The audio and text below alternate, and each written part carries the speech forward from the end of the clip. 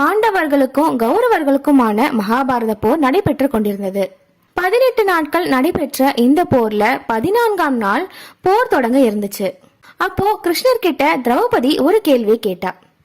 கிருஷ்ணா, நீ எல்லாமே தெரிந்தவன், உலகத்துல நடக்கும் எல்லா செயல்களையும் மௌனமாக பார்த்து கொண்டிருப்பவன். இந்த போர்ல வெற்றி பெறுபவனும் நீதான், வீழ்பவனும் நீதான். எல்லாமே அறிந்த உன்னிடம் நான் ஒன்று கேட்கிறேன். அது என்னன்னா, இன்றைய போர்ல வெற்றி யார் பக்கம் இருக்கும், இத உன்னால சொல்ல முடியுமா அப்படின்னு கேட்டா. இதை கேட்ட கிருஷ்ணர், எல்லாத்தையும் முன்கூட்டியே அறிந்து கொள்ள வேண்டும் என்பதுல உனக்கு என்ன அவ்வளவு ஆர்வம் திரௌபதி அப்படின்னு கேட்டாரு. இன்றைய போர்ல வெற்றி தோல்வி என்பது ஒரு புறம் இருக்கட்டும், ஆனா ஒன்றை மட்டும் உனக்கு சொல்றேன்.